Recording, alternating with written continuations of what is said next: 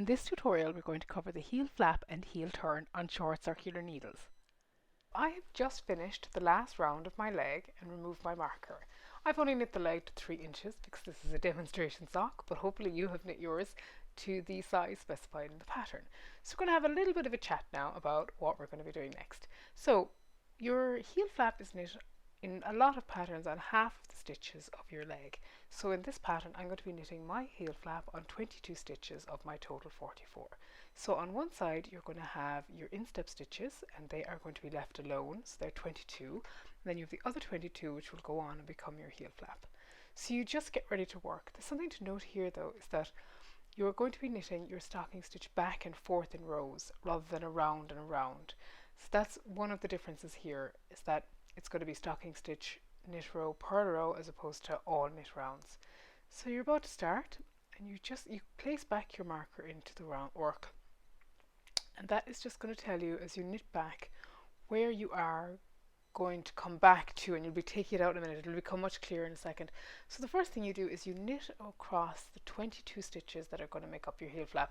Obviously if you are making a different size you will knit across the number of stitches specified in the pattern. So you just work these stitches as normally as if you were going to be knitting around, but obviously you don't continue once you've knit the 22 stitches.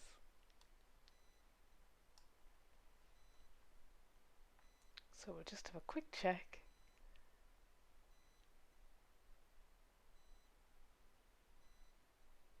Almost there.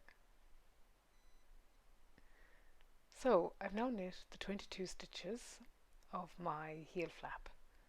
And instead of continuing on, what I'm going to do now is I'm going to turn the work and get ready to purl back. But before I do that, I'm going to show you a little trick that I follow. I'm going to place an open stitch marker into the work after the row I've just made, and that marks the first row of my heel flap.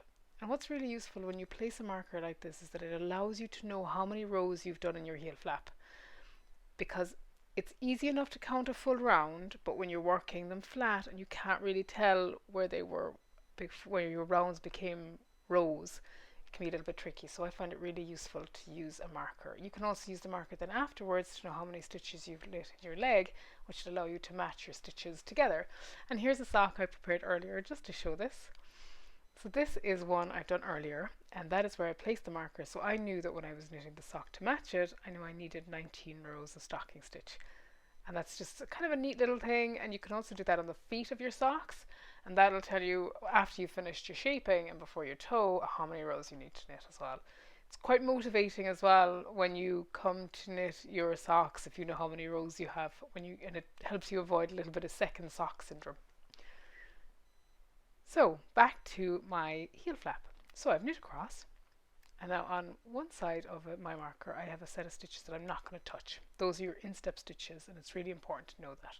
So now I'm going to work back. I'm going to slip my stitch purlwise with the yarn in front. It's really important, and it is specified in the pattern, that you purl the stitch, that it's a slip stitch, and that you slip it purlwise. But make sure you slip those stitches, and why you do that will become really obvious when we show you the full flap and when we move on to do the gusset pickup. So I'm now just going to purl back, and as I've said before, this is to do with stocking stitch being knit flat. So instead of being on knit rounds, it's a knit row and a purl row.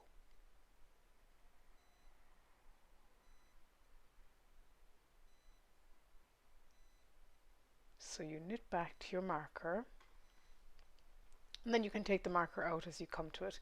Now it is a little bit fiddly, because with the sock wonder where you have one needle longer than the other, your little needle is not quite as usable as the longer needle, but it's something you get used to as you go. So I take away my marker, and now next time when I come back I'll be able to see the gap between them. As you can see here, it's much more obvious where that gap is. You can also count the stitches as you're knitting the rows to make sure you don't skip that gap, but it's very obvious where the gap is, and if you knit across it you will see a very definite hole. So you slip the yarn purlwise with the yarn in back this time, because you're going to be knitting the next stitch. So do that again, and then you knit across that row again. So that's how the heel is formed with a slip stitch, knit a row, slip stitch, purl a row, although the first row is just all knit. So a little note about heels is that this is a plain stocking stitch heel. You get reinforced heels as well, like there's an Eye of Partridge heel, and the reason they're reinforced is that if you, heels and feet of socks are where they would tend to wear out most quickly for most people. And here now you can just see the slip stitch. And the reason that you reinforce them is if you are heavy duty on them. I would knit a few pairs of socks and see how you wear them before committing to reinforced heels, because sometimes it can change the shape of your sock. And here I'm just showing you what will happen if it looks a bit funny when you slip your stitch with the yarn around it. It creates a little bump, which you don't want. You want it to be a very plain slip stitch. So now I'm going to work back across now another purl row, slipping it purlwise with the yarn in front and then purling the rest of this row. So just on the reinforced heels again, it isn't necessary and it can change the shape of your sock. And that's just showing you the slip stitch there again. We're going to continue working purlwise, and you can see my awkward little small needle. But if you don't want to swap to double pointed needles, which you could do your heel turn, which is how I do mine, then this needle is perfectly adequate for doing it.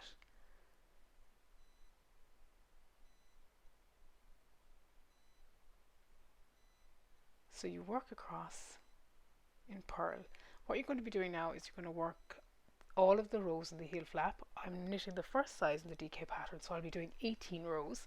So that'll be 9 knit, 9 purl. And then I will be coming on to do the heel turn, and I'll show you the flap before I do that. I'll just finish this row, show you what it looks like now, and then we'll skip forward a little bit to where I finish the flap. So here you can see that it's beginning to form already. You can see that it's going down along the back of the work. You can see that it's separate to the stitches on the other side, which you're doing nothing with, and you are now ready to continue working the flap to the length required in the pattern, and I will be back once I've that worked. So you have now worked all the rows in the flap, and you can see here now that it has grown all the way back down the back of the leg, and you have done all of your rows. And what's really interesting here is you will see at the side all of your slip stitches, and you will then also see that it goes down the back on half of the stitches with the other half of the stitches unworked at the front. So here again you can see your marker and how useful it is for counting your rows. And that's it. That is your heel flap. We're now ready to work the heel turn, where you will take it from being vertical to being horizontal to go around the bottom of your heel. We're working down over from the flap into the heel turn now, and what we're going to do is we're going to get ready to work the heel turn. So we finished the flap yesterday, and now we're ready to turn. On the short circular needles, it can be a little bit fiddly, but it's worth it because you don't have to change needles. What you're doing is you're coming down out from the bottom of your heel flap, turning around the bottom of your heel, and you're doing that using a technique called short rows. They're not, for people who are worried about wrap and turn short rows, they are not. They're just really easy short rows. So the first thing you're going to do, and this is worked flat as well, only on the heel flap stitches that you've just done. So you knit across 15 stitches. It's about 3/4 of the way across the heel flap, and that is following that is following the smallest size pattern and the DK yarn. So if you're making a different size, you need to make sure you check the pattern, the heel flap and heel turn part of the pattern. So you're going to work across those 15 stitches, and when you come to that, you are going to do the next stitch as a slip knit. So that is slipping 2 stitches knitwise and then putting them back onto your left needle and knitting in through the back loops of those. And that creates a decrease on that side. And then you have going to turn your work, and on this side then you have 5 of your unworked stitches. And they are fine. That is exactly how they're supposed to look. The next thing you're going to do is if you slip 1 purlwise, and then you purl across 8 stitches,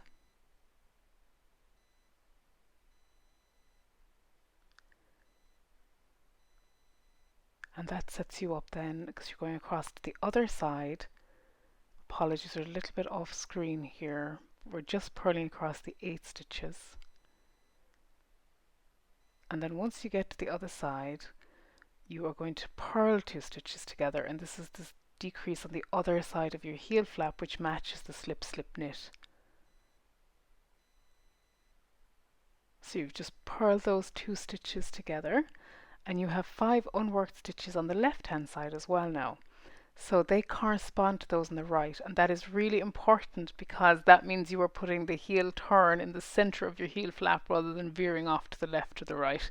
It's unlikely that you will ever knit a sock where you don't at some point veer off. That is just being a sock knitter. You just rip it out and start again. You just start the heel turn again. I wouldn't fudge it. It's not as fudgeable as other things in knitting. So you slip one purlwise with the yarn at back, and then you knit across your 8. So something you may see in other patterns is knit back to 1 before the gap rather than having a specific stitch count. What that means is there's a little gap between the last stitch that's been worked, and there's a gap between that and the unworked stitches. That's the gap they're talking about. So 1 stitch before the gap means that you come to the stitch before the unworked stitches essentially. What you're going to do at this point to bridge that gap is you're going to do a slip slip knit again. So you just slip that and you bridge your gap by slipping the other. These are the short rows that we're talking about because you're not working the full row. You knit those together and then you are going to turn your work again. You'll see that you have 4 unworked stitches now, so you've worked one of those unworked stitches from last time. So you turn the work,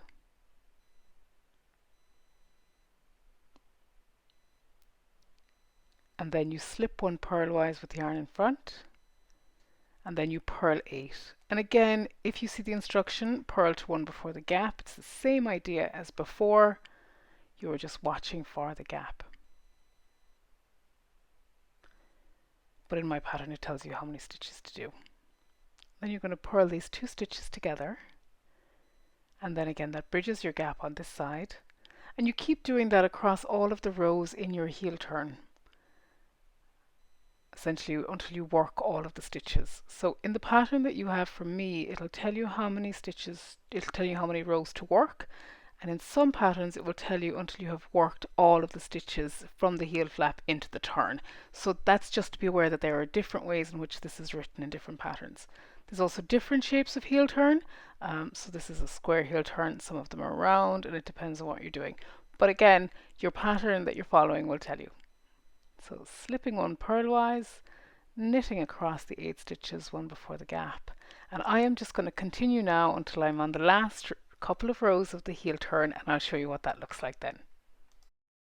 So we've just come to the end, the last row of the heel flap, and I'm just going to show you there's no real difference in how this has worked. So you slip 1, knit 1 purlwise, and you knit across your 8 stitches.